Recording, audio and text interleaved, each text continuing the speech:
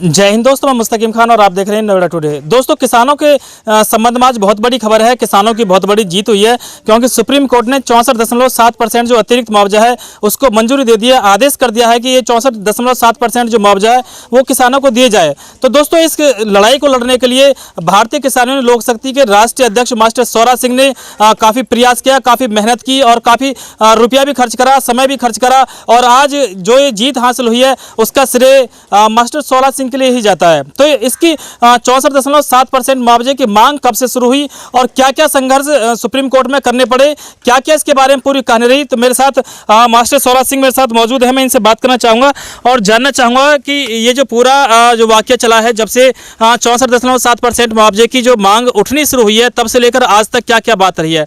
Master जी, बहुत बहुत स्वागत है आपका हमारे चैनल पर। जी धन्यवाद।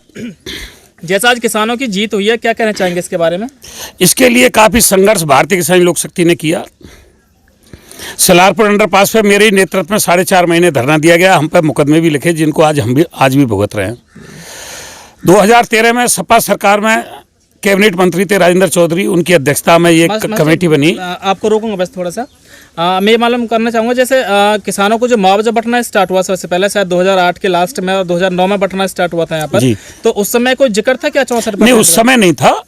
2012 में ये नोएडा ग्रेटर नोएडा अथॉरिटी में गजराज आदि की उस पर हुआ, तो यमुना में नहीं था। तो यमुना में हमने आंदोलन किया। मतलब इसकी शुरुआत जो की थी, मतलब क्या सोच के की थी, कैसे पता चला? जब नोएडा ग्रेटर नोएडा अथॉरिटी को मिलने लगा तो हमने कहा यमुना के किसानों को भी मिलना चाहिए। जी जी। तो हमने 4.5 महीने आंदोलन किया, जिस पे हम पे सरकारी मुकदमे जिनको आज भी हम झेल रहे हैं। जी जी। और 2013 में ये आदेश आया। 2020 में 16 बिल्डर हाई कोर्ट में गए जी। और हाई कोर्ट ने बिना हमको सुने एक तरफा शासन आदेश निरस्त कर दिया, जिसके लिए उत्तर प्रदेश सरकार और यमुना अथॉरिटी फिर सुप्रीम कोर्ट में गई किसानों के हित में जी। और हमने देखा चूंकि हाई कोर्ट में किसानों की पैरवी करने वाला कोई नहीं था, तो हमने डॉक्टर सूरज सिंह जो एक सीनियर एडवोकेट है उनको खड़ा किया भारतीय किसानी लोक शक्ति की तरफ से, संगठन के नाम से। उन्होंने किसानों की पैरवी की और आज मैं उत्तर प्रदेश सरकार, यमुना अथॉरिटी के सीईओ डॉक्टर अरुणवीर सिंह जी को भी और अपने भारतीय किसान लोक शक्ति के जो एडवोकेट है डॉक्टर सूरज सिंह जी, उनको हार्दिक शुभकामना देता हूं, अपनी तरफ से धन्यवाद देता हूं। उन्होंने किसानों की पैरवी की। आज बड़ा ही खुशी का दिन है क्योंकि किसान निराश था और लगभग 5 जिलों के किसानों का नुकसान था।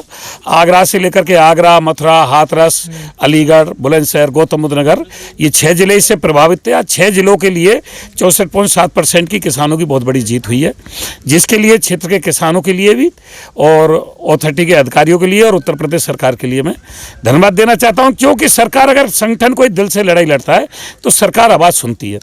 मैंने एक आवाज़ उठाई थी कि जैसे गाँव में किसानों की खेतों की खतौनी होती है, उसी प्रकार गाँवों में घरों की घरौनी होनी चाहिए, जिसको आज स्वामित्व योजना का नाम दिया जा रहा है और घरौनी तैयार हो रही है।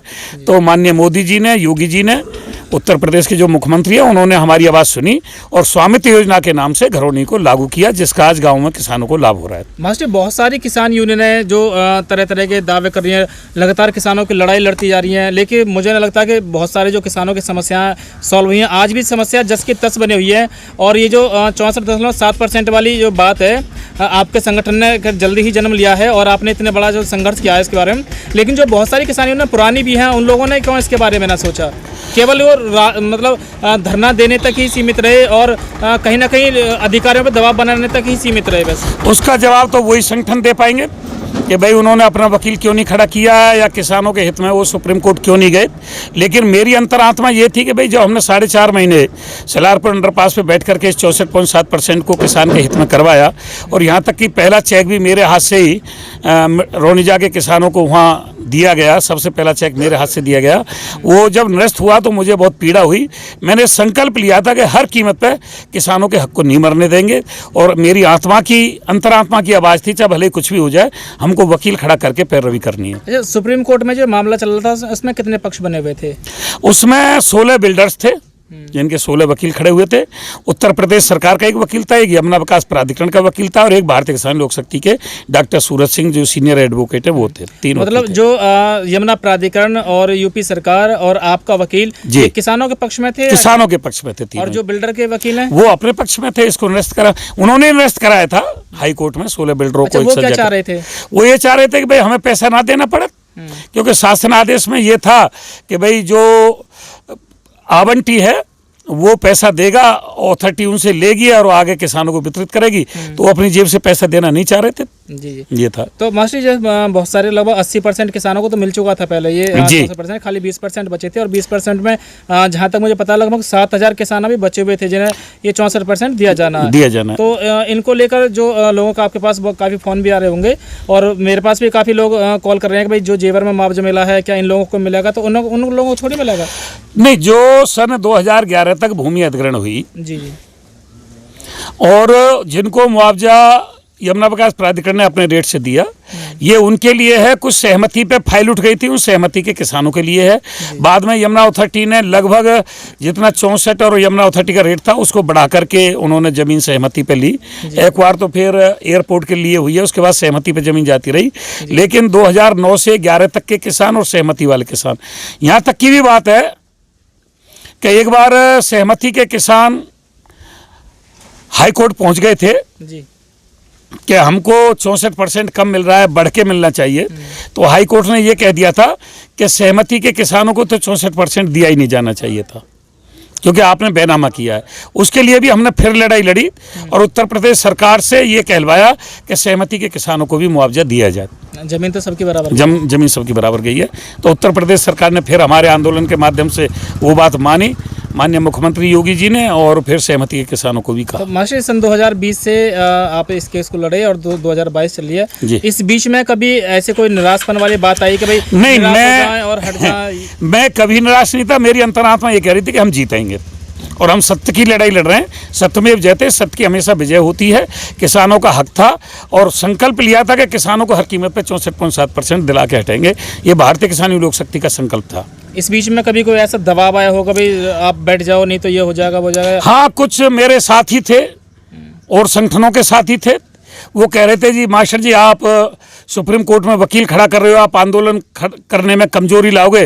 तो मैंने कह दिया भाई और संगठन है वो जमीन पर आंदोलन करें, मैं तो सुप्रीम कोर्ट में वकील खड़ा करके लड़ाई लड़ूंगा, चाहे उसके लिए मुझे कुछ भी कुर्बानी देनी पड़े।